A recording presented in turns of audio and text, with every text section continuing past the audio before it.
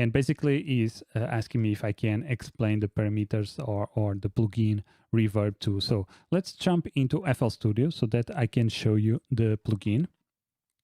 And as you can see, to access the plugin, you go to the delay reverb section, and we have here Reeverb2.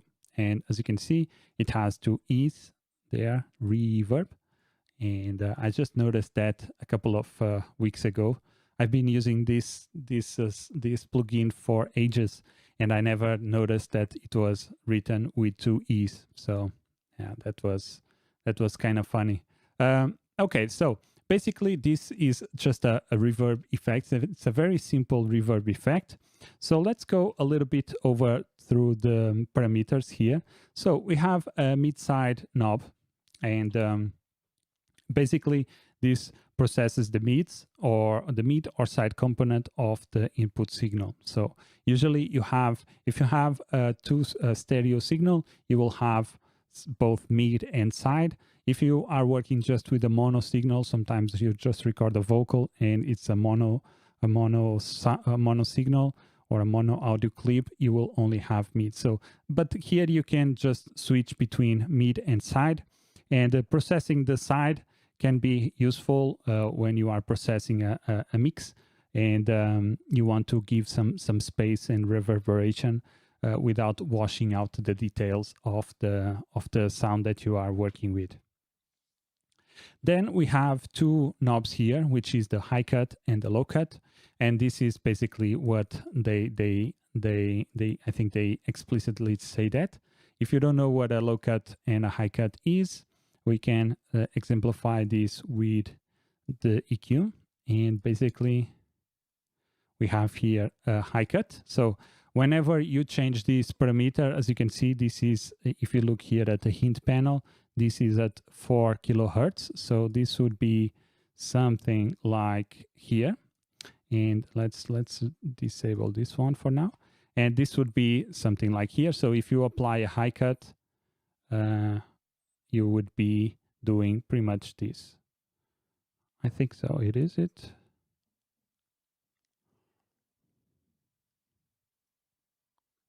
Okay, so actually not. The high cut would be, let's do that, would be not a high pass filter, would be a low pass filter. Sorry about that.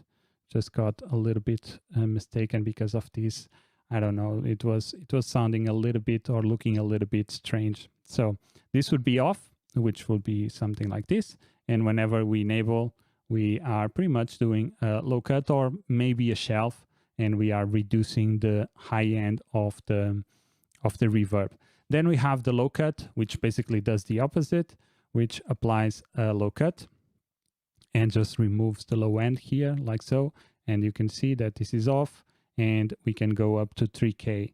So you can have both a high cut and a low cut just to focus the frequencies that you want for the reverb, and this will help you figure out which frequencies you want to have in your reverb. Then we have the delay here, or I don't know if I want to say delay section, but yeah, this is a delay, and basically it's a pre-delay. And this controls the delay time between the direct input signal and the first reverb reflection. So let's say that the audio starts at T0, and this will control when the delay will start. We can actually do something like that. You can see this is a little bit washed out with reverb. If I increase the delay, you see that comes a little bit afterwards. So if I take off the delay, it's pretty much immediate. But if I increase, maybe this is, you saw that whenever I stopped, we still got some reverb afterwards. So if I do a very big amount, you see that whenever I stop, we still hear some of the reverb, and that's because we have a delay option or a pre-delay. Basically, it just delays the signal that feeds the reverb.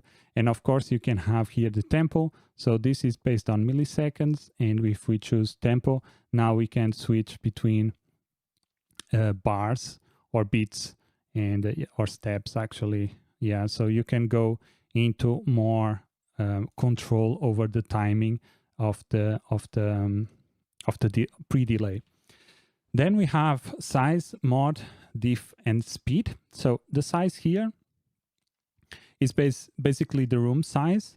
You can use this knob to set the size of the virtual room being simulated. So this is actually it's a simulated reverb. So this doesn't use convolution, doesn't use physical spaces or recordings of physical spaces. So this is actually a simulation of a reverb.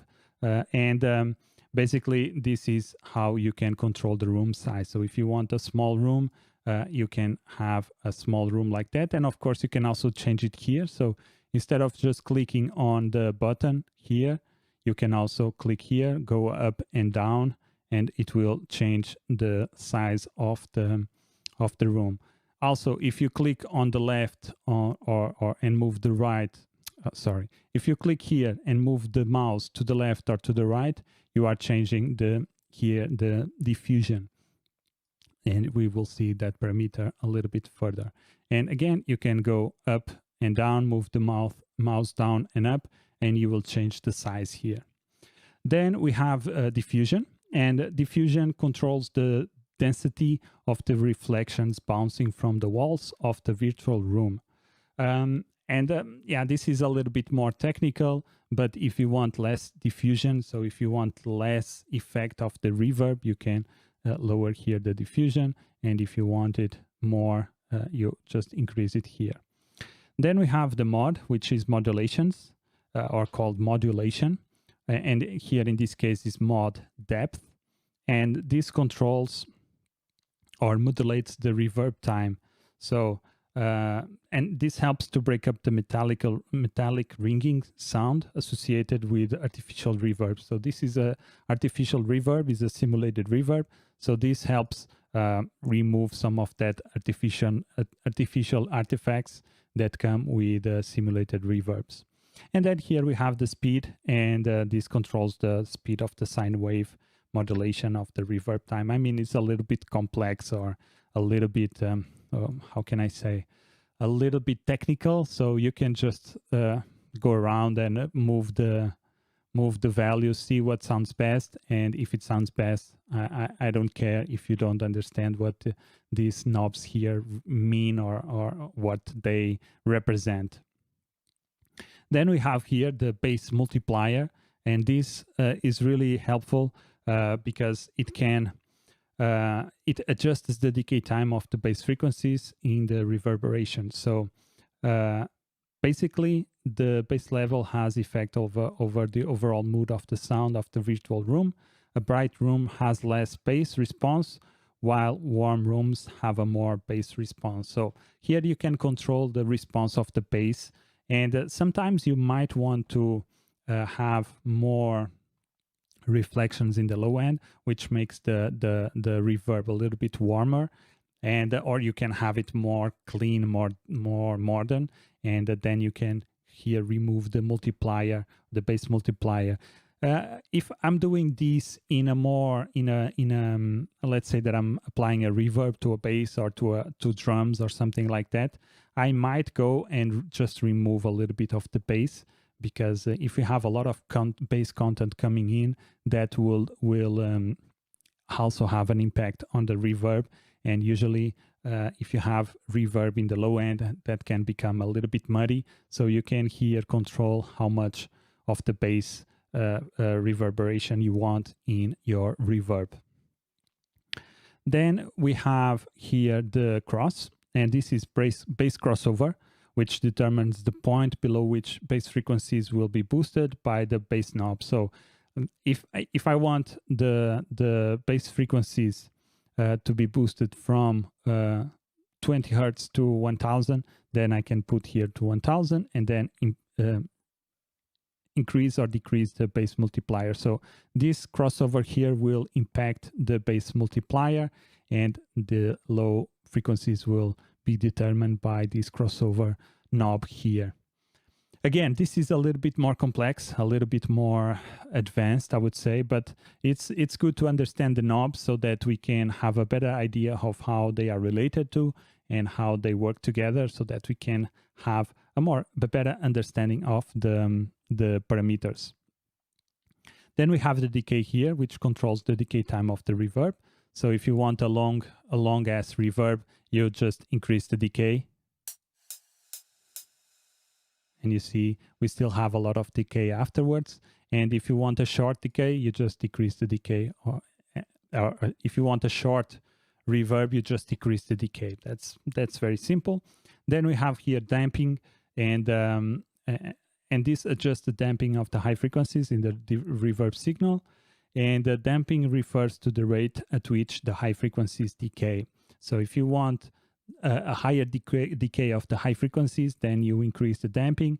If not, you decrease the damping. So then we have here the dry and wet knobs. So if you want a lot of signal, you can increase or you can mix here the dry and wet signal.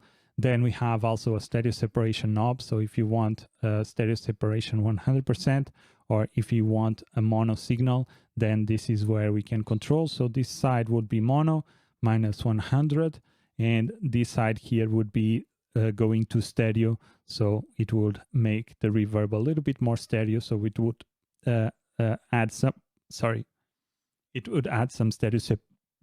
excuse me, I can't talk. It would add some stereo separation to the reverb. And then we have here reflections or early reflections, which adds the relative level of the first reflections in the reverb.